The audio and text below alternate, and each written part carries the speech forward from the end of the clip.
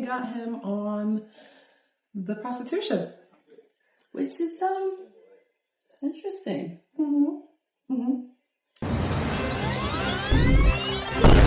lot of you guys has been asking us how we were able to get into the courtroom, what our experience was like. So we are here to share that with you guys. So let's get into it. First of all, me and Star are actually friends before this whole court situation. Before the diddler. Right? So we kept on running into each other at various events that we didn't even mention to each other.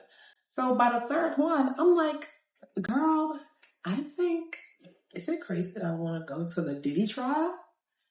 And I was like, bitch, I'm already going. I already told myself that I'm going to do it. I don't know how I'm going to do it, but they said it's open to the public, so I'm going to figure it out. So if you want to come with me, yeah, you can do this. She called me, she's like, how about we just go tomorrow? I'm like, sure, I can do a little hybrid day tomorrow. Because we do have jobs, y'all. Have jobs. So, I'm like, yeah, let's do it. So we get there at 4 a.m. Mind you, court starts at 9 a.m. So we get there at 4 a.m. It is dark, Lower Manhattan, Federal Court Building.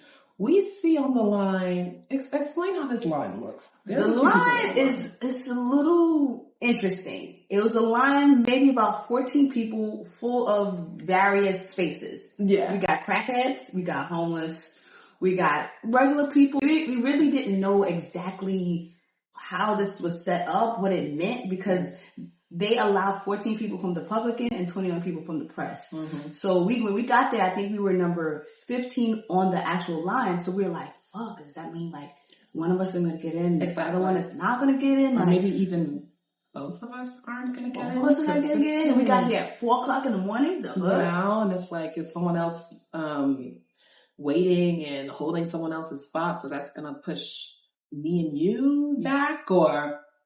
It was a little confusing. Shout out to our friend from, I believe she's from ABC. She's from one of the legacy networks, and she was so sweet. She advocated for us because there were some people that was trying to skip. People were trying to skip. They were trying to skip, and they did not wait online from 4 a.m. And she said, absolutely not. She got security, and she said they were online. They're supposed to be in that courtroom. Yeah, she really held us down. We didn't even know where she was from, but and we were like, she really advocated for us. We didn't know where she was from until we got home, and then I sent Star the video. In Lower Manhattan, Darla Miles, Channel 7 Eyewitness News. That's our friend. We're like, oh, she's popping. Yeah, she's big dog. So the legacy media was very sweet throughout this whole experience. So we get in. What happens when we go through security? This is like the airport. It's worse than the airport. Yeah. So you go through security, they're not playing with you, yo. Don't come in here with your fucking bullshit. Yeah. All right? They're taking your phone, they're taking your headphones, they're taking your tripods, any electronics, watches. Smartwatch. They're not, even if you have drinks. Remember one time we went in and you had a drink and it was like, is this a drink or is this gasoline, bitch? They're not playing games in there. They're not. So I had a Starbucks refresher drink.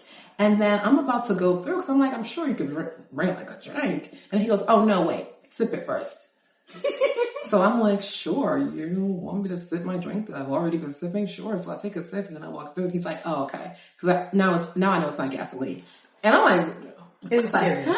It was serious. High profile. And that's when it started really kicking in yo, we really about to get in from bitch. Reporting live from New York City. We are here at the Sean P. Diddy Combs trial at 4 o'clock in the morning.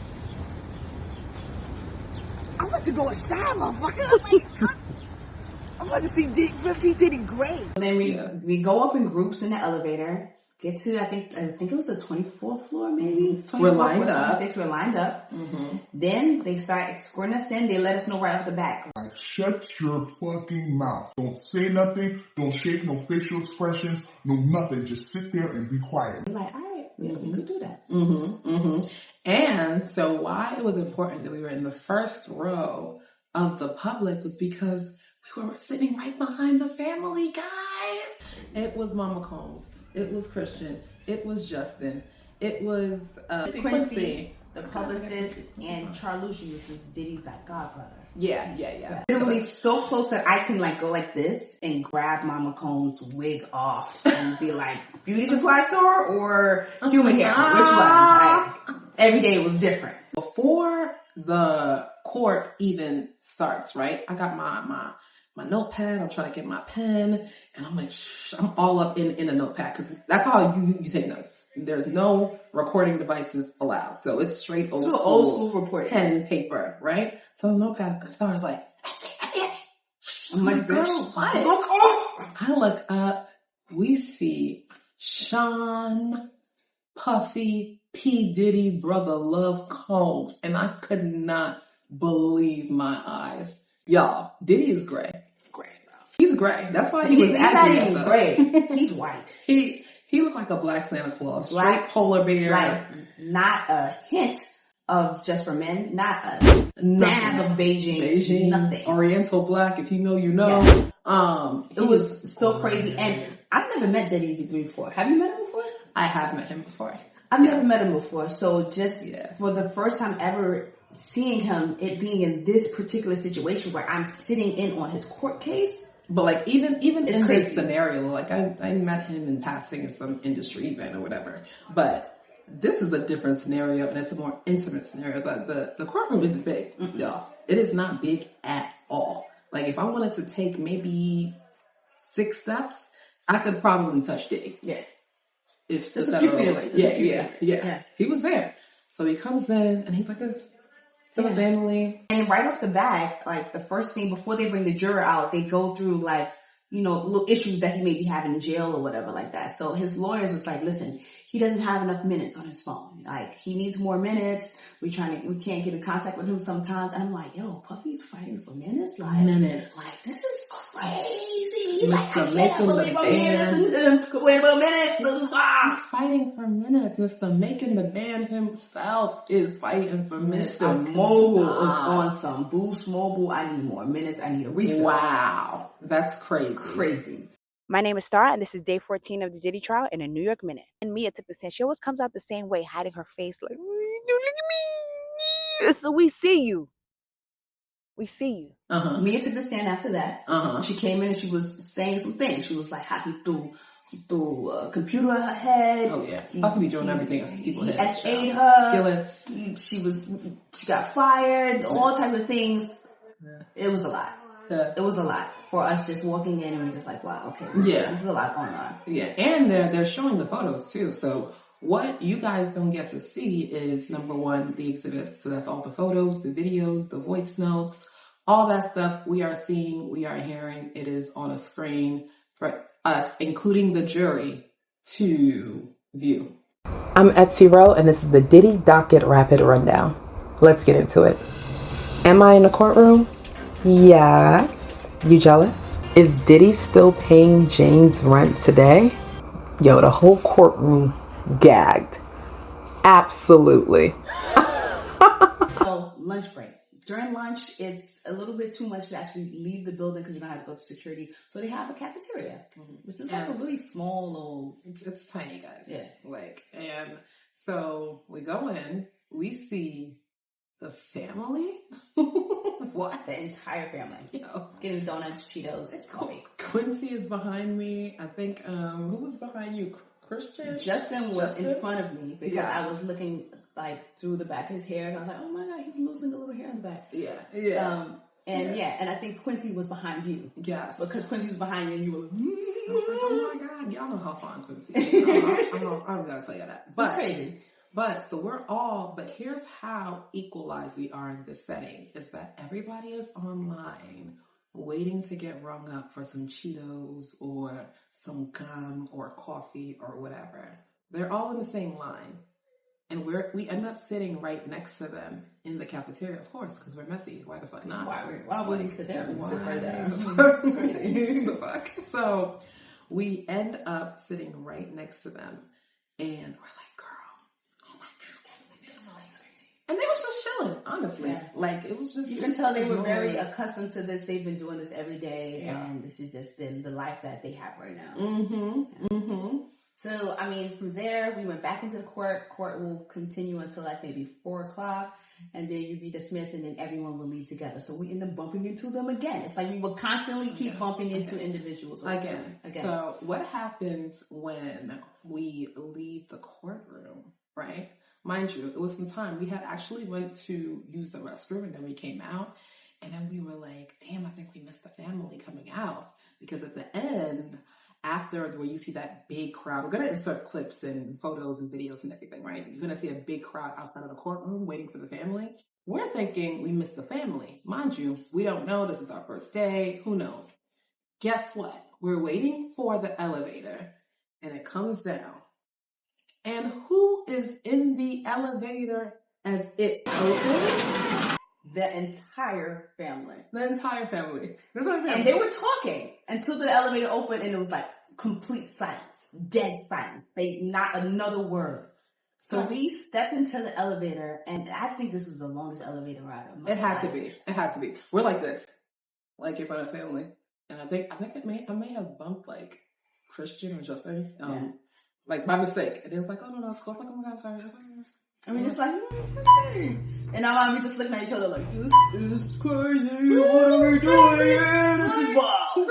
It really felt like a secret society. It really did. Like it was crazy. That same time, that same day, we also saw like Armand Wiggins. Shout out to Armand. We saw T-Cell. We saw like literally so many of the people that's been covering this right there in the courtrooms. And after this experience, we would go to the court just a few times a week. We started going on a regular basis. And this is Etsy Rowe reporting live from the Sean Diddy Combs trial. We had an interesting victim today. Her name was Jane, going by an anonymous name. Her testimony today was very, very interesting. It was up and down. It was more so emotional, not a lot of physical violence, but stay tuned and I will have updates to you every single day. And then these same faces, they became like almost like little Diddy family. Yeah. It became a family. And on the last day, the day of the verdict, me and Star were like, you know what? We got to get it. We're going to get as much interviews as we can. We're going to try to get as much footage as we can. Because we know too much at this point. We've been following it along every day. Even when we're not there, we're reading the transcripts. We're invested. We're invested. Yeah. So we're like recording content, and guess who comes up to us and they're like, hey, are you guys content creators? Like, are y'all covering the trial? And we're like, yeah. That's right. So this is the setup. Across the street from the courtroom, there is a slew of tents, right? If you are under that tent, you are legacy media. That's like CNN, ABC, CBS, BBC, all of those people, MSNBC, that's where they're at. So we're following her, and we're like, bitch, we're going to that. We're like, wait a minute. What are we doing exactly? She's like, yeah, can we interview you? I'm like, sure. We're following her. We get there. They're like, yes, so this is BBC. News. Worldwide. International. And, you guys, we're going to set up. You guys have about 3 minutes. Yeah. And we're just going to ask you guys some basic questions because you guys been going to the court and you're like, we're going to ask you guys some, something real quick. Casual. We're like, all right, cool. So the reporter, she's getting ready. She's like, wrapping up her previous conversation. We're there like, shoot, let's try to hate each other, not looking so greasy because it was hot out there. It is New York courthouse, where we have just been getting that historic moment, the verdicts there. Nomia, I cross over to you. I hope your guests are ready. It is hot and humid. Sweat is drenching. The makeup is melting. We're trying to get it together. We're like, are we about to be on TV? Still just tuning in now. I'm here with Roe and Angela Star. They are both content creators. They've been following the Diddy trial from day one, 7 weeks. We're into the 8th week. They are part of this sort of big ecosystem of media that's here covering this extraordinary, high-profile, high-stakes trial. Sean Diddy Combs being found at 5 charges he was facing.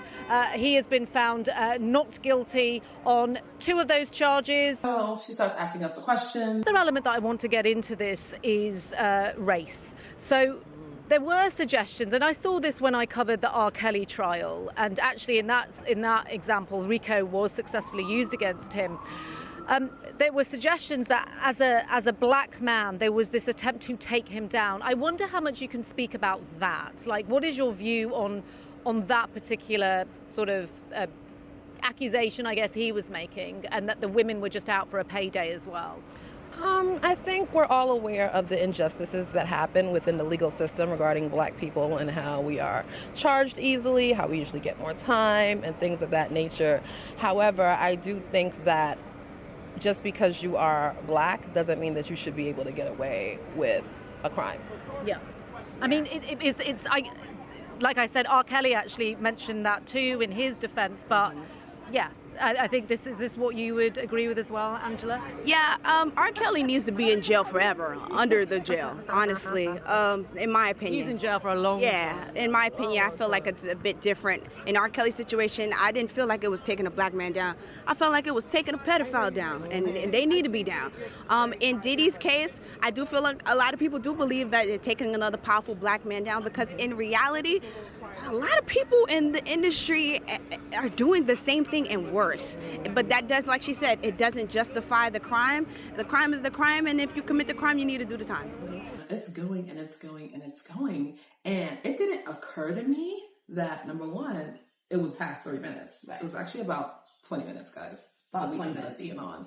And she's asking us all these questions, and we don't know what questions she's going to ask us. We just know that it might be about the trial or maybe not. We don't know. We didn't approve any questions or anything like that. So, and we're just going off the cuff, we're just dome. in the vibe, just going in. Like, this is crazy. Like, as if, like, this was just where we were supposed to be. How many people are watching you both? How many, what are your figures like? I mean, it's a few thousand people, and we've gained momentum from this trial. Just being in court and coming here every day, sometimes 4 o'clock in the morning if we want to actually be in the court, sometimes 8, 9 o'clock just to be in the overflow room. It was a sacrifice that we have made in order to kind of be the first to hit the streets and to deliver the news to people. I was going to say, you taking our jobs away, but no, but there is an audience for you guys, but there is an audience for us, and I think that we complement each other, because there's some people who do want to hear it from a bit more relatable sense as opposed to a traditional news outlet. But you guys are fantastic. We cannot do what you guys do. Trust me. Yeah, I didn't tell you to say that. I know. No, for sure. She did it. Just let you know, I'm sure it's not picking up, but it's so kind of chaotic here, isn't it? I feel like this is New York, right? It's crazy out here. You're both from New York. We are both New Yorkers. Yeah. And I'm thinking to myself, like, yo, I'm here talking about these heavy topics. I'm like, and the clown in me is like, I need some clown shit. Then I was just like, yo, I think I got a little baby all in my pocket. Let me see if I can find a way to pull this out. Covering this extraordinary, high-profile, high-stakes trial, Sean Diddy Combs being found. And I'm like, this is really crazy. If I'm able to pull this off on BBC, I'm doing it. And she did. And he did. He did. So we're going to put a link to our interview. We wrapped it up. And after the producer, the cameraman, the journalist that pulled us, and the woman who interviewed us, she was like, oh my God, y'all were great. We went way longer than what we expected. Like, they just loved it. Shout out to BBC News for giving us that platform. Truly appreciate it. Yeah. And then at that time, now we like, yo, the fuck? Who won it next? Who won it? You know what I mean? Like, who want to get it? And then, like, literally probably 30 seconds later, someone else approached us and was like, can we interview you? And we were like, okay, bet. Come to find out, we did an interview, and it was with Interview Magazine. And we're like, wow, okay, that's crazy. Who else did we end up interviewing that day? Oh, then we saw Toure out there. Shout out to Toure. We saw Toure out there, and we're like, yo, I'm thinking to myself, like, yo, if I could get Toure to get an interview. Crazy. This is meant to be, this has to be something greater. Yeah. And we asked him, and he was like, okay. To me, as somebody who's been covering this man for 30-some years, the headline is, Puff always gets away. Like, oh, shit. So I interviewed him first, and then I'm like, you know what? My homegirl, she probably want to get a few words with you, too. Absolutely. So then we just switched off real quick. Hey. Is this a win for Puffy? He believes it's a win. It's a much smaller amount of time than he could have gotten. He was clearly jubilant with the prayer hands and the shaking the fists and the kneeling in prayer. It was wild. Yeah. We interviewed a lot of people. I think you interviewed like Ratchet TV, Charlucci, Diddy's bestie. We got an interview with him too. I was like, oh my God, people on the street, because everyone had mixed feelings about the verdict. Yeah. Guilty or not guilty? Not guilty. At all, for nothing. No, I can't say for nothing. So what is he guilty of? There's some mitigating circumstances that have not become clear just yet. I don't know what they are, but thank God they're not the most serious offenses, you know. And so we're trying to take a look at it and see where it goes from this point on. God willing, they release him and he can like address it from out here on the sidewalk. Some people felt like he's getting off and that he always continues to keep getting off. And then some people feel like it was fair. And I think we were pretty mutual. We were just covering it. Yeah, we told ourselves that we were going to be, throughout this whole process, very much on our journalish-ish, like neutral, cover it, and be about your business. Yeah. So, which was crazy. While we were having the interview with BBC, there was madness going on around us. Literally, right across the street from us, people were having baby oil poured all over them. Yeah.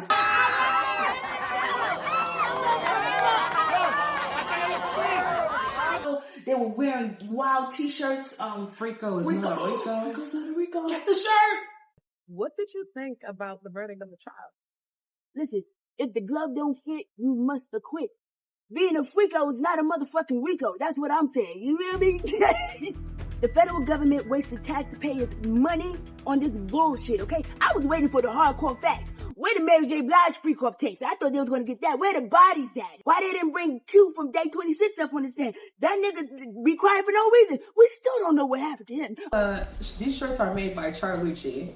He came up with this phrase. Rico is not a Rico? This is brilliant. Brilliant. This is what most people think who are happy with the verdict. Like, they're like, he's some free shit. Yeah. We saw people going in on some of the YouTubers. They were fighting. You bullied Diddy's entire family. So listen, let's get back into what happened with the prosecution. Because you're a liar.